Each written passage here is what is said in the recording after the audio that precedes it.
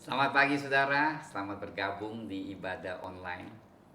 Pagi hari ini sekali lagi saya ucapkan welcome saudara. Mari kita datang ke hadapan Tuhan penuh dengan ucapan syukur dan juga semangat. Kita datang untuk memuji dan menyembah Dia. Dan ketahuilah firman Tuhan katakan bumi dan langit akan berlalu, tetapi firman-Nya tidak akan berlalu. Berarti kita bisa pegang firman, janji firman-Nya itu kita pegang teguh, sebab Tuhan tidak akan ingkar janjinya. Mari saya ajak saudara kita semuanya untuk datang di altarnya memuji dan menyembah Dia. Dan mari kita berdoa terdahulu. Bapa Surgawi, kami datang di hadapan dengan ucapan syukur karena pemeliharaan-Mu selama ini, di mana kami telah terlindungi oleh Engkau. Semua itu karena kasih karunia, kemurahan-Mu yang Kau nyatakan bagi kami. Dan kami mengucap syukur Tuhan. Oleh sebab itu Tuhan, Kau berkatilah ibadah pagi ini, mulai dari pujian, perjamuan kudus dan juga pemberitaan firman Tuhan, supaya menjadi berkat bagi setiap yang mendengar. Dikuatkan, diteguhkan iman kami. Di dalam nama Tuhan Yesus, segala puji, hormat, kemuliaan bagi-Mu saja Bapa. Amin. Firman-Mu berkata Kau besertaku, maka kuat roh dan jiwaku. Tangan-Mu Tuhan selalu ku nantikan,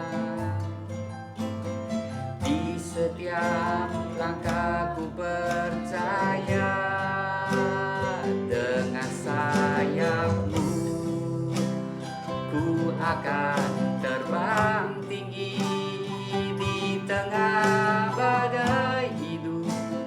Ku tak menyerah, Kau kekuatan dan perlindungan bagiku. Pertolongan-Mu di tempat maha tinggi. Ku mengangkat tanganku, aku berserah. Kau ku nantikan, Kau yang ku sembah, Yesusku, Rajaku.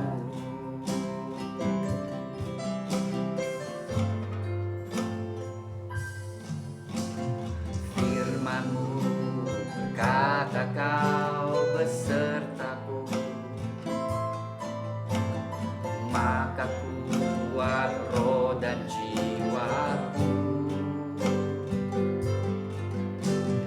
Tangan-Mu Tuhan selalu ku nantikan, di setiap langkah ku percaya.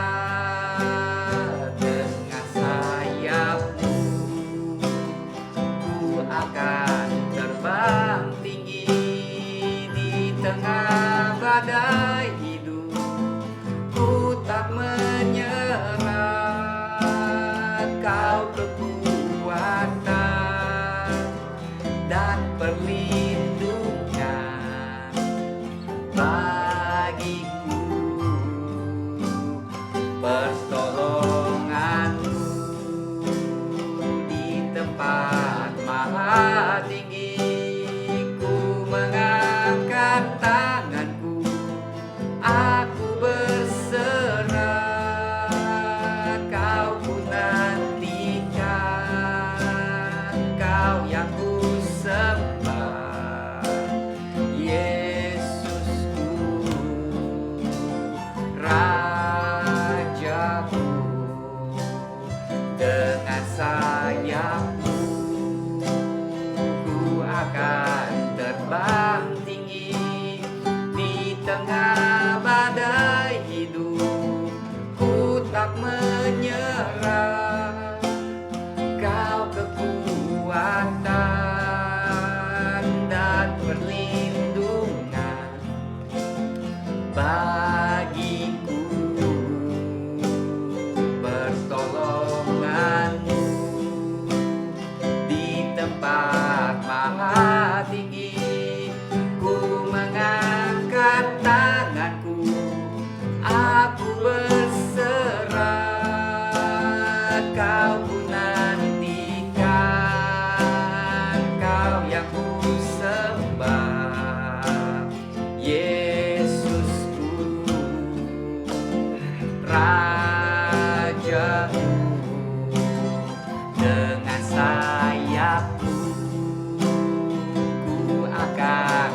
terbang tinggi di tengah badai hidup.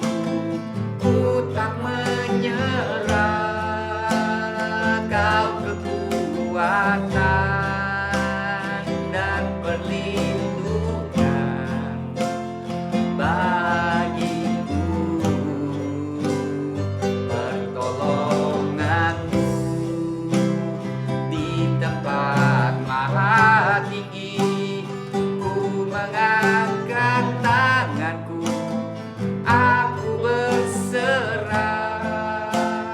Kau ku nantikan, Kau yang ku sembah, Yesusku, Rajaku.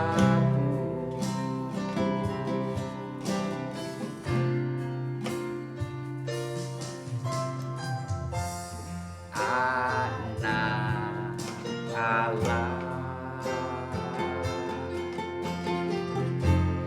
Yesus namanya,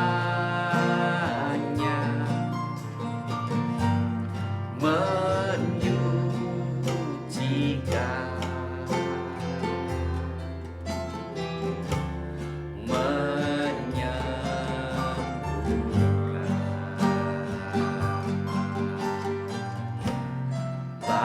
bahkan mati.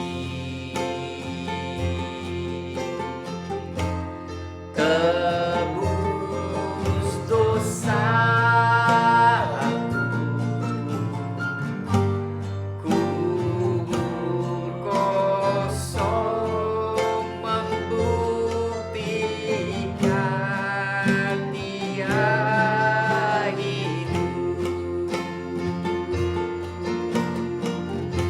Sebab Dia hidup, ada hari esok. Sebab Dia hidup, ku tak gentar,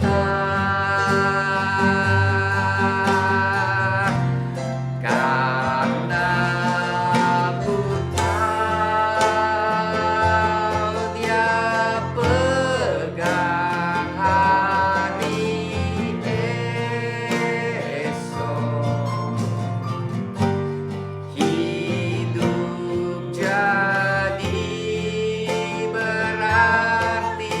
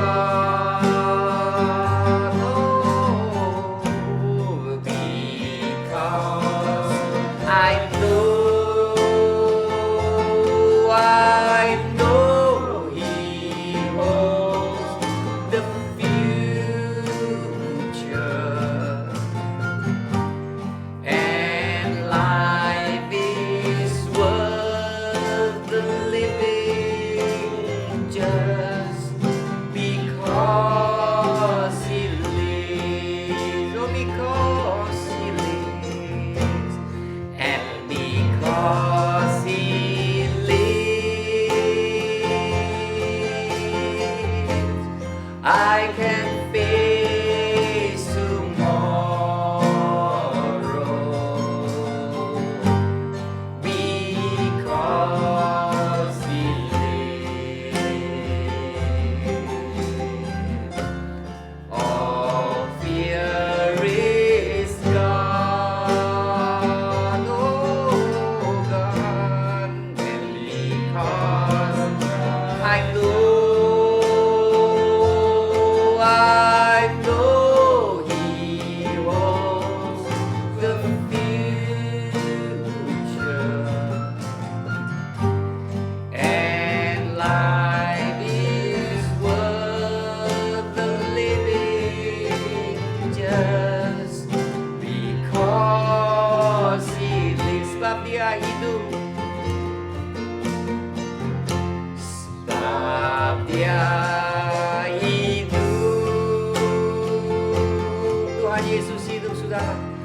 Ada hari esok, sebab Dia hidup. Ku tak gentar, karena ku tahu Dia pegang hari esok. Hidup jadi berarti sebab Yesus hidup. Saudara, saya merasakan sesuatu. Saya merasakan jika ada saudara yang mendengar, yang mengikuti hari ini dan mendengar lagu ini, mungkin saudara merasakan putus asa, situasi yang sulit di hadapanmu yang kau hadapi. Tapi ketahuilah Tuhan Yesus hidup dan Dia janji jika engkau percaya kepadanya, Dia adalah Tuhan yang menolong engkau. Janganlah putus asa, janganlah hilang pengharapan. Saya sampaikan secara khusus saat ini di mana Roh Kudus memimpin, bagi orang yang mendengar, yang merasakan putus asa, yang hilang pengharapan, datanglah kepada Tuhan Yesus. Sebab saat ini juga jika engkau berseru kepadanya, Dia dapat mendengar dan menjamah hidupmu, memberi engkau pertolongan secara ajaib, secara ilahi dan supranatural. Maka engkau tahu Dialah Tuhan Allah yang hidup, yang mendengar seruan hati saudara. Haleluya. Oleh sebab itu saya bersyukur jika kenal Tuhan Yesus setelah 30 tahun, Dia tetap Tuhan Allah yang setia, yang memelihara. Datanglah kepadanya, serukanlah nama Dia, Yesus, Yesus. Maka engkau akan melihat Dia yang di surga bertata, mendengar suaramu. Entah itu sakit, entah itu pertolongan, susah keuangan, entah itu apa saja, saudara. Dia menyembuhkan engkau, Dia memberi pertolongan padamu. Puji Tuhan, serulah di mana saja engkau berada. Dia Allah yang Maha Tahu. Dia akan mengirim malaikatnya dan menolong engkau. Haleluya.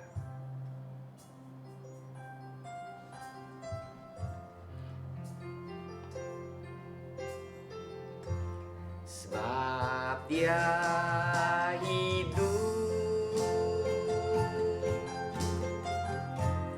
ada hari esok.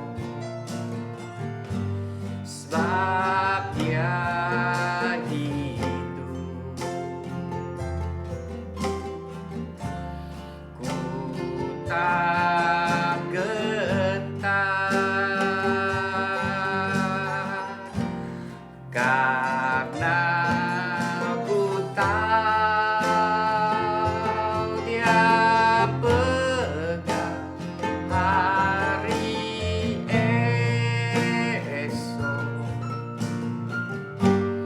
Hidup jadi berarti sebab Yesus hidup.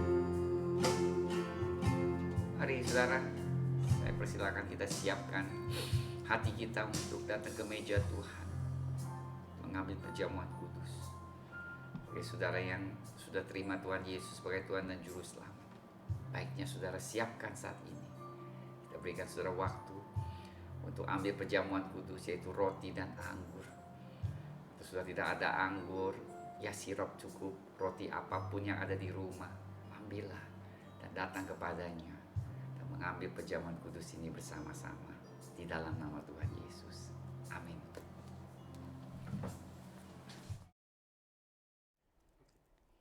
Puji Tuhan, saya percaya saudara sudah siapkan waktu untuk ambil roti dan juga anggur untuk perjamuan kudus pagi hari ini. Sebagaimana selama ini saya terus percaya, karena firman Tuhan dengan tegas menyatakan suatu berkat yang besar pada saat kita menjalankan kehidupan dalam perjanjian. Dan pada saat kita mengambil roti ini dan memakan dan meminum anggur, ya, yaitu darah Tuhan Yesus. Jelas saudara, ini merupakan satu perbuatan atau satu sakramen yang memiliki kuasa. Jadi bukan hanya ritual atau agamawi, tetapi ada kuasa di dalam ini saudara. Di mana Tuhan Yesus akan melindungi kita. Ya, sama seperti pada saat Musa, di mana zamannya Musa, di mana pada malam hari Paskah, yaitu sebelum malaikat maut datang untuk merenggut anak sulung saudara. Dan apa yang Musa diperintahkan Tuhan lakukan, yaitu mengoleskan darah domba di pintunya, tiang pintu. Dan karena itu maka umat Israel yang taat, ya saudara, yang taat melakukan perintahnya terlindungi saudara. Nah itu perjanjian lama, ya. Sekarang rumah bukan lagi rumah fisik, tetapi ini adalah bait Roh Kudus. Dan bukan saja dioles di luar, tetapi darah ini sudah diminum ke dalam tubuh kita. Bayangkan, kuasanya lebih besar, lebih dahsyat pada darah domba yang ada di zaman Musa. Perlindungannya lebih dahsyat saudara. Nah inilah saudara, mari kita datang di hadapan Tuhan. Ambil perjamuan kudusnya. Saya bacakan firman Tuhan sebelum ini. Tuhan Yesus pada malam waktu ia diserahkan mengambil roti. Dan sesudah itu ia mengucap syukur atasnya. Mari kita angkat roti ya di tangan kanan kita dengan tinggi-tinggi. Kemudian ia memecah-mecahkannya dan berkata, inilah tubuhku yang diserahkan bagi kamu. Perbuatlah ini menjadi peringatan akan aku. Mari kita makan roti ini bersama dalam nama Tuhan Yesus.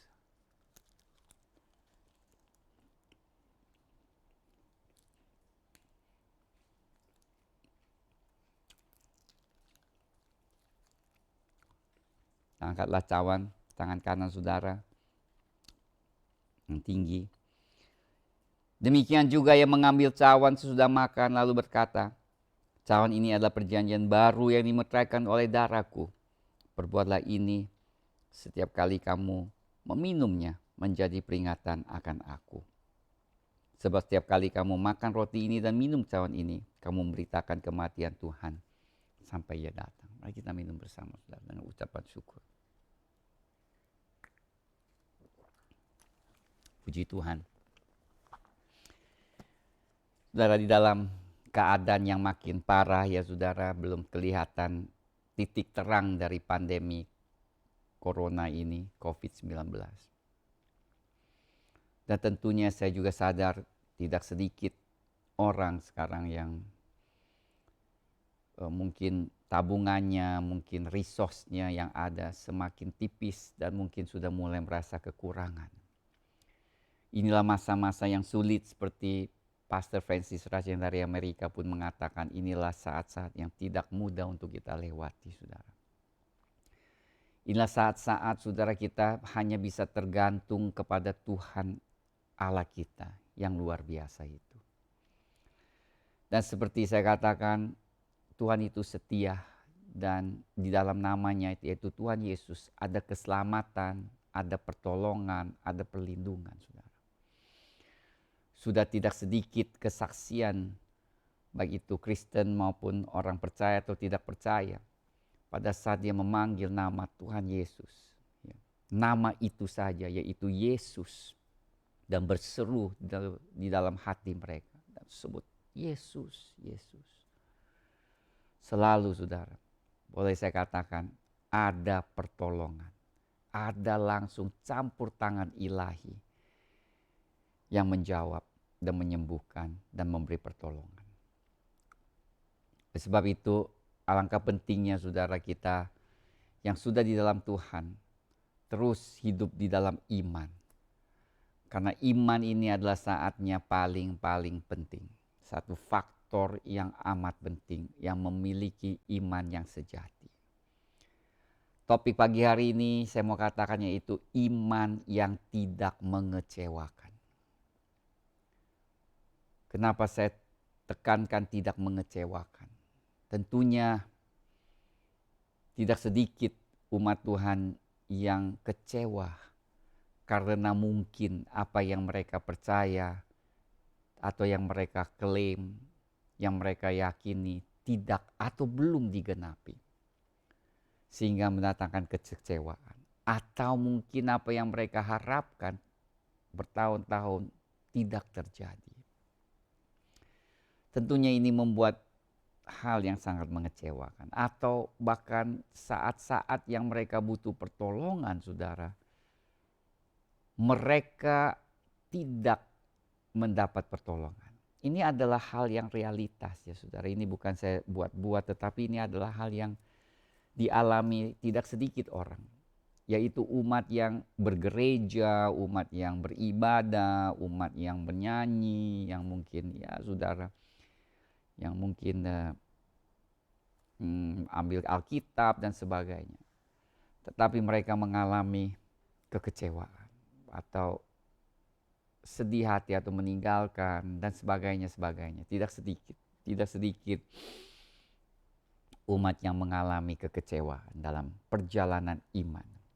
Dan tidak juga sedikit yang menjadi batu sandungan di mana mereka tersandung oleh mungkin anak-anak Tuhan, hamba-hamba Tuhan yang sebenarnya mereka juga sangat masih terbatas. Hamba Tuhan bagaimanapun hebat atau dahsyat dipakai Tuhan, mereka tetap manusia. Tuhan adalah Tuhan, Yesus adalah Yesus. Hanya Dia yang sanggup menolong setiap kita yang berseru kepadanya. Karena Dia Allah yang tidak terbatas. Tetapi manusia adalah sangat terbatas, saudara. Oleh sebab itu, inilah saatnya di mana kita harus memandang atau memfokus mata kita kepada Tuhan Yesus dan hanya Dia yang kita fokus. Firman yang kita fokus dan hamba-hamba Tuhannya tentu kita mendengar, kita diberkati, tetapi tetap iman kita bukan di atas hamba Tuhan, tetapi iman kita ada di dalam Tuhan Yesus Kristus. Saudara, di dalam pelayanan pengalaman hidup saya, tentu saya juga mengalami hal-hal yang mengecewakan, saudara. Yang saya dan istri mungkin percaya sesuatu, tetapi tidak digenapi, tidak terjadi. Saya tentunya introspeksi diri saya, tetapi kadang kita tetap tidak tahu apa sebabnya. Nah, disinilah saudara saya mau sampaikan sesuatu sikap yang luar biasa. Di mana yang dimiliki hamba Tuhan yang diberikan contoh di Alkitab, di kitab Daniel. Mereka tidak lain adalah Shadrach, Meshach, dan Abednego. Kadang kita pikir ya orang yang memiliki iman yang besar itu adalah iman yang memindahkan gunung, yang mengatakan campaklah ya gunung ini dan masukkan ke laut. Tetapi saudara perhatikan nggak? Itu bukan iman yang besar. Itu justru iman yang kecil banget yang Tuhan Yesus katakan. Jika engkau memiliki iman sebiji, sekecil biji sesawi. Jadi orang yang memindahkan gunung ternyata bukan orang yang memiliki iman besar, saudara. Tentu bagi kita merasakan, wah ini dahsyat banget ya iman yang memiliki, yang memberitakan gunung bisa gunung bisa dipindahkan, dicampakkan.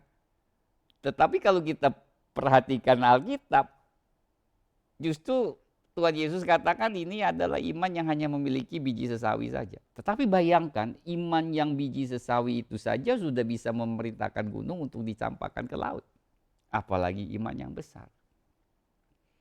Mungkin saudara akan pikirkan nih, kalau gitu kita bisa pindahkan bulan dan bintang aja ya, matahari itu iman lebih besar lagi ya sudah. Tetapi saya yakin bahwa iman yang besar bukan seperti itu, saudara. Tetapi iman yang besar adalah iman yang percaya 100% kepada Tuhan atas segala-galanya, saudara. Yang mungkin kita minta sesuatu atau kita menghadapi sesuatu, kita bisa serahkan ya seluruhnya ke dalam kehendak Tuhan. Yang boleh mengatakan, Tuhan, apapun yang terjadi, aku tetap bersyukur.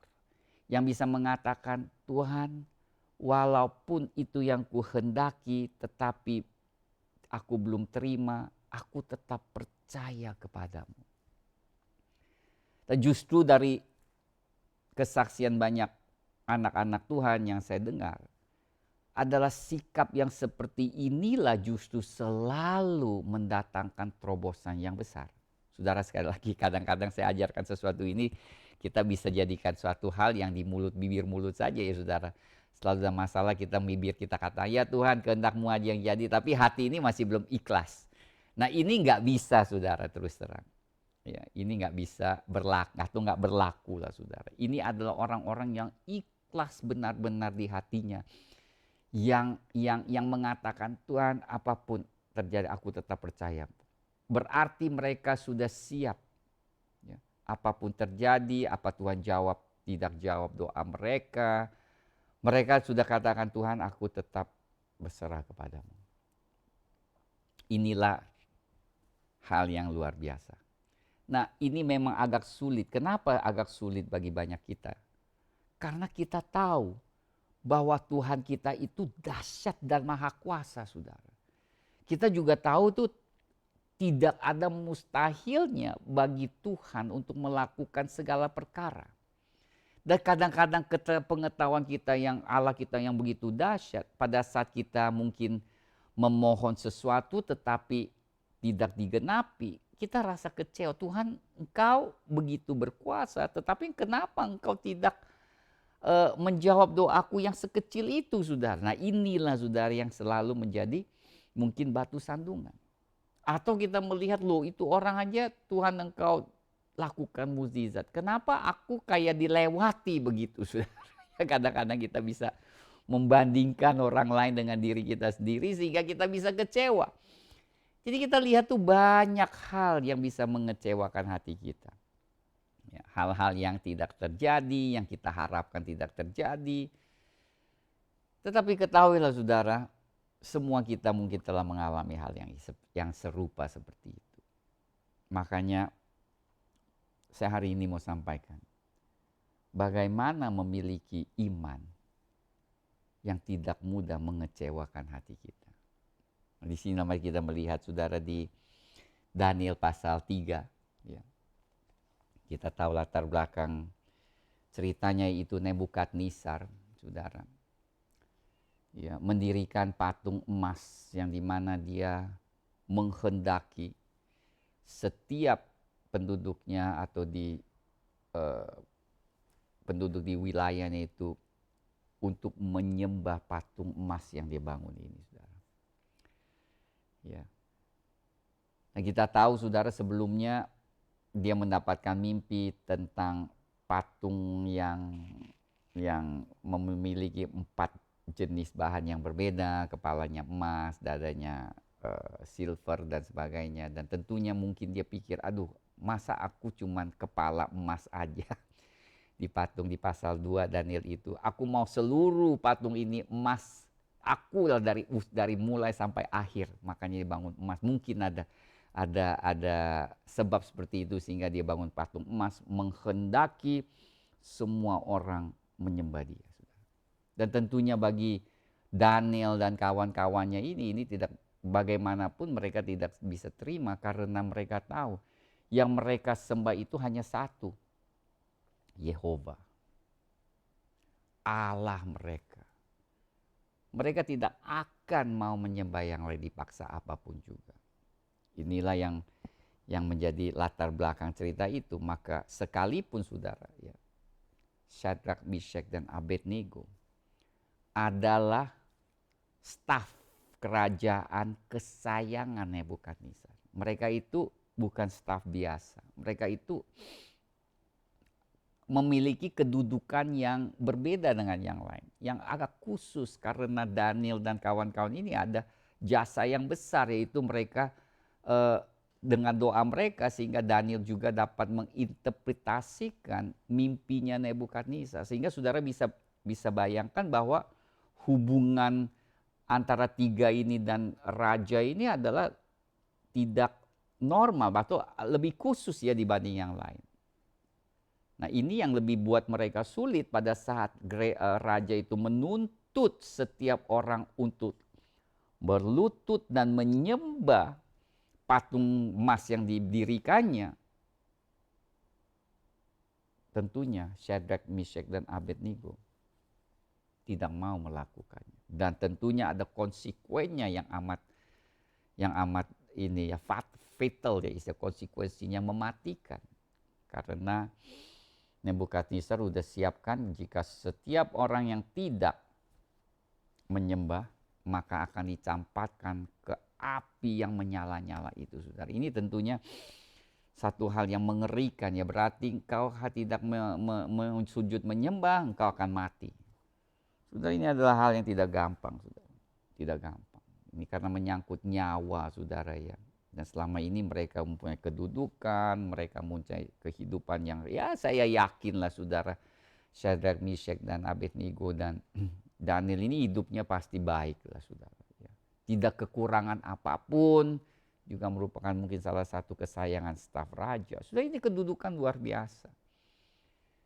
Dan dengan ada konsekuensi seperti itu, mungkin banyak orang akan pikir, aduh gila kalau gua hanya menyembah mungkin sebentar aja lah 5 menit, juga nggak apa-apa. Gue tetap pegang memiliki posisi itu, nggak menyakiti raja. Ya nggak, Tuhan juga mengerti lah istilahnya kan. Kita selalu bisa ngomong begitu. Tuhan mengerti lah. Dia mengerti ya kan. Kelemahanku, aku sembah aja sebentar, bertobat lagi. Tetapi saudara, ini bukan sikap mereka. Saya senangnya dari mereka ini bukanlah mereka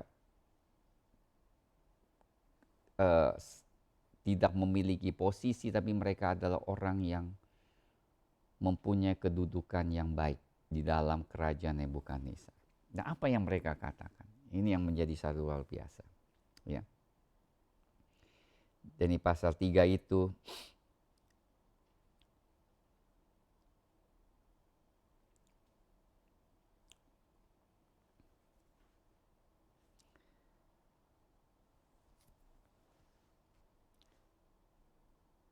setelah Nebukadnezar tentunya mendengar ada laporan, ya tentunya ada orang yang tidak senang pada saat mereka tidak menyembah.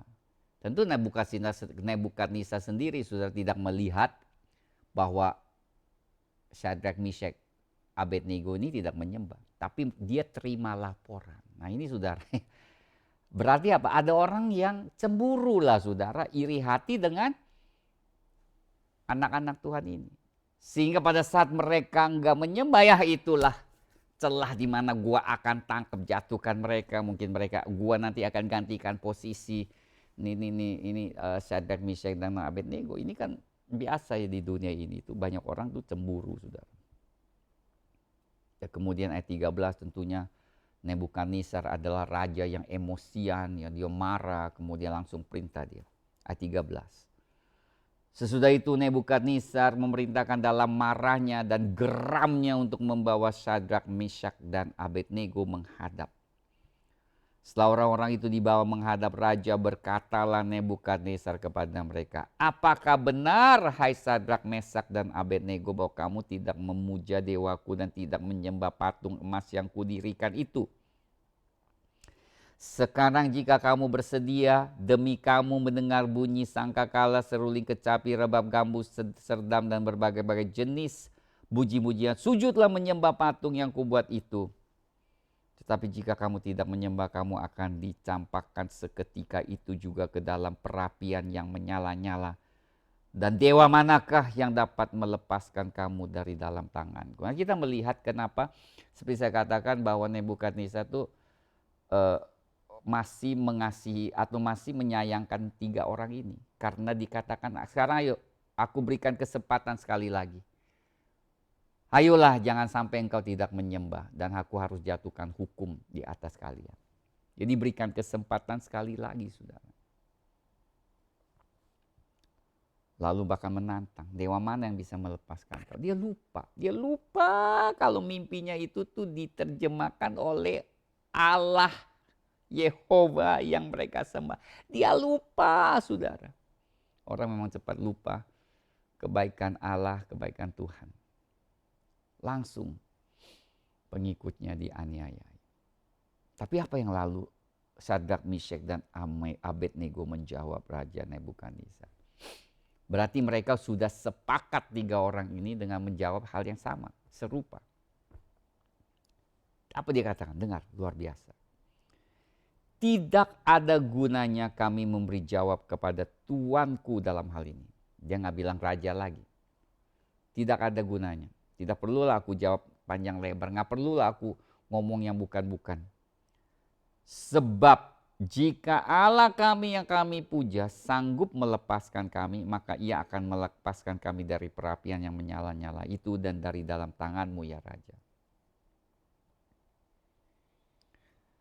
Dia tahu, mereka itu tahu bahwa Allah mereka dahsyat. Kenapa mereka sudah pelajari Kejadian, Keluaran, itu kan sejarah mereka terhadap umat Israel bahwa Allah itu tuh dahsyat. Mereka kenal Allah itu, bahwa Allah itu sanggup lah, bukan hal yang susah untuk melepaskan mereka. Makanya berkata kalau Tuhan tuh sanggup.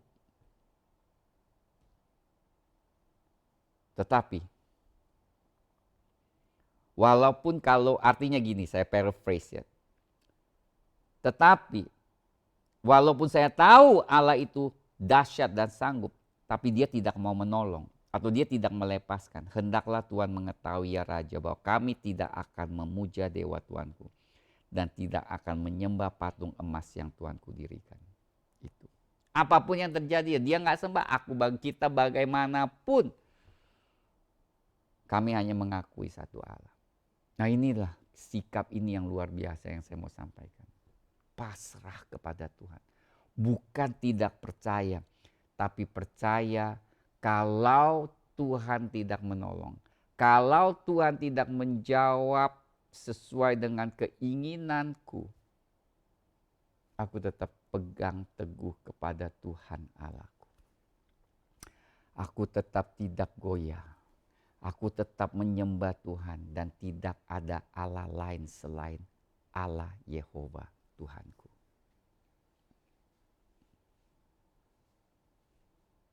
Sudah sejauh mana ya? Saya mau tanya sejauh mana kadang kita mau percaya kepada Tuhan kita.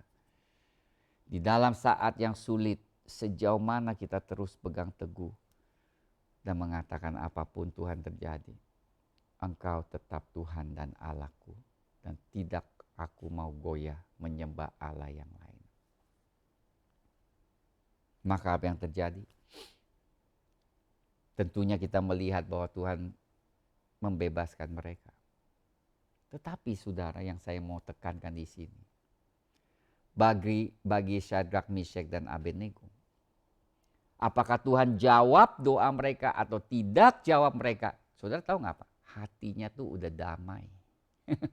Udah ikhlas. Tidak ada kekecewaan lagi, saudara. Itu yang luar biasa, saudara. Nah, itu justru merupakan faktor untuk kita mengalami terobosan. Karena dia tidak lagi kecewa. Tidak lagi kecewa sama, kenapa Tuhan engkau tidak jawab? Aduh, aku udah mau mati Tuhan, masa engkau tidak jawab? Dia sudah katakan, ya Tuhan, aku pasrah. Atau saya boleh katakan, apapun terjadi, kehendakmu yang jadi, yang terbaiklah bagiku. Ini saya tidak mau katakan kita pasif selalu, tetapi ini yang saya mau tekankan adalah kadang-kadang dalam situasi yang tertentu, tidak ada orang yang mau mati, saudara. Tetapi kadangkala, ini tidak bisa bicarakan tentang mati, tapi tidak ada orang mau situasi yang menyulitkan lah, saya mau katakan. Di mana kita selalu, Tuhan dalam kesulitan, kalau bisa Tuhan jawablah melepaskan ini kami dari jerat. Tapi kadang ada dalam hal ini di mana mereka tidak bisa buat apa-apa. Saudara, saya yakin kita belum sampai seperti Syadrak, Meshach, dan Abednego. 100% tidaklah. Tetapi apakah kita bisa datang ke hadapan Tuhan dan mengucap syukur dan berterima kasih kepada apa yang telah diberikan Tuhan. Dan selanjutnya, Tuhan, terserah Engkaulah. Karena aku tetap percaya kepadamu. Haleluya, saudara. Inilah sikap yang kita perlu miliki. Jadi gimana? Berjuang sepenuh-penuhnya, sekeras-kerasnya, tapi hasilnya, katakan Tuhan, tetap Engkau yang menentukan pekerjaanku. Jadi saya tidak katakan, kita nggak usah berjuang, enak-enak, enggak. Kita berjuang, ya. Syadrak, Meshach pun belajar sebaik-baiknya, berjuang dalam segala hal, berdoa dan sebagainya. Tetapi